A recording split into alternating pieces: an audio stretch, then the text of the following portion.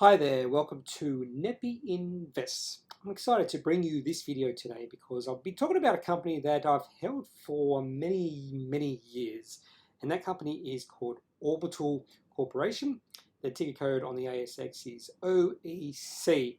You can have a sort of a guess what they do just looking at this photo of a drone and just the fact that they have UAV under their name. So this is a company that because I've been holding for a long term, it's within my long-term growth strategy. So in my long-term growth strategy, any companies I hold within that portfolio, I tend to hold as long as possible. I don't care about the short-term movements in the share price or the medium-term movements in the share price. All I care about is they fulfill their promise. And at the moment, they are definitely doing that. And I can see quite a bit of upside to this company moving forward. It's already a 3 to 4 bagger for me. And most of that bags have been developed or raised or created in the last year or so, since January of this year. So let's get into what this company does. So we've already got some guesses out there, probably. So this is straight from their website. So they're powering the world's best tactical UAVs. So that is exactly what they do.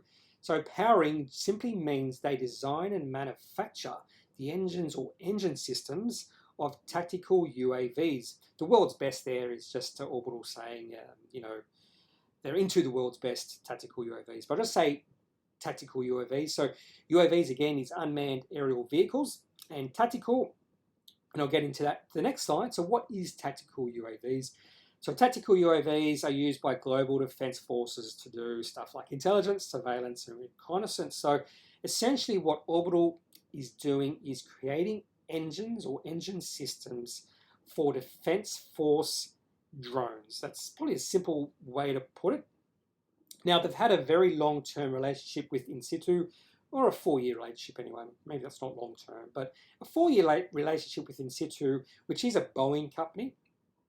And that relationship has expanded over the last 4 years. So it was signed in 2016, expanded in 2018, and then in March of this year, Orbital became the primary supplier of In Situ for In Situ, and they provide them with those engines and engine systems for the five UAVs that In Situ produce. So at the moment, they are producing two engines or engine systems for 2 of those drones, and the other 3 they'll be coming online in the foreseeable future. They've also developed relationships with the Singapore Defence Company and Northrop Grumman. I do suggest at this stage, if you are interested in this company at this point, is have a look at some of their presentations. And in those presentations, they do list out the potential future relationships they could develop with the Australian Defence Force and the American Defence Force. That's potential relationships in the future. So I won't dwell on those potential relationships because they are potential. But if they do develop those relationships and they are successful, you could say that the share price is quite cheap at these levels, especially the American Defence Force. If they develop a relationship there, there is blue sky for Orbital. So next thing I want to look at is the financials for the company. So I only have 78 million shares on issue, and the reason that I have very few shares on issue, they don't do a lot of capital raisings, if many at all. I can't remember the last one they did. The reason behind that is they do have a fair bit of revenue coming in the door. They are cash flow positive, especially this year, so they don't need money. The only reason why they might need some money is if they get a sudden, very large contract when they need some money to provide the infrastructure, the inventory to satisfy those agreements or those contracts. That happened with Electro Systems, which is EOS. They developed, created, or had some very large contracts, and they needed some extra money to produce the inventory to satisfy those contracts. So that's definitely a possibility. And that's probably the only reason they might do a capital raising, apart from an acquisition or 2. But at a share price of $1.22, they have a market cap of only 95 million. So it's not on the expensive side at all. Sometimes companies like this could be multitude higher than that with market cap. In fact, there's a number of companies on the ASX who don't have the near promise of Orbital, who are 5 times as expensive. So the next thing I'm going to look at is, actually on the bottom left here, is just looking at the revenue, profit, and operating cash flow. So the main thing I want to look ahead here is, especially in regards to revenue, is a good uptrend in revenue. I've definitely seen that. Had a little bit of a hiccup in 2019. The market didn't like that, but this was a hiccup. And hiccups don't last, and it definitely didn't last for Orbital. In fact, still don't understand why the market's just sold off on a very short-term thing. It's just showing that the market is just doesn't have the patience sometimes. So if I do have a bit of advice for the market as a whole, is develop some patience. Jeez, market. But anyway, it was a small hiccup. Market didn't like that. Share price fell. Would have been a really good buying time because it was just a small hiccup. And then we've seen in January 2020, I'll get into this in a second, when they released their preliminary half-year results, the share price just took off. And that was always going to happen, I think.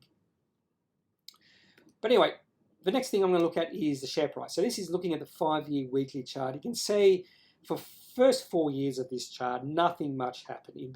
In fact, between 2017 or start of 2017 and January 2020, it was a very slow grind downwards. You can see share price going down very slowly. Nothing was really too exciting with this company. The market wasn't excited. No one was excited. You can see not a lot of volume traded for about 3 years or so, and that just shows you there was lack of interest in the company. But I held firm. I thought there was good possibilities that the share price was going to explode in the future if they could fulfill their promise, and they did. They fulfilled their promise. Good work, management of Orbital. And you can see the share price just jumped up on really high volume in January of this year. So right now, I'm going to get into the shorter term chart, the 1-year daily chart, and you can just see just this really good breakout happened. A classic break. This is should be studied, this sort of breakout. This is exactly what you should be looking for when you buy into a company. So in fact, if anything, maybe I should have just waited, sold out 3 years ago and just waited for this breakout. But this is the classic breakout, and you never sell when you see this on the first few days, because the share price more than likely is going to just go higher for the next few months at least. So what I look for here is an increase in share price on an increase in volume. And in fact, the increase in volume happened over about 4 or 5 trading days, and the increase in share price happened over those two. Very bullish signal here. The other bullish signal I've got here is it looks like a symmetrical triangle playing out over the last 3 or 4 months. And the symmetrical triangle has got this, I've got this trend here, this trend, and then you've got this trend here going down. So you've got to draw the line that connects the peaks, 3 of them, and this uptrend just connects some of the lows. And that is looking like a symmetrical triangle, which is, for me, that's quite bullish signal for Orbital.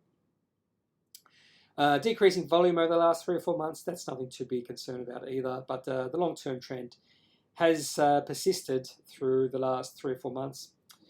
Anyway, so what caused that breakout? So if I hadn't owned or wasn't an owner of Orbital, I'd want to know what caused the share price to just expand, the volume to increase quite substantially.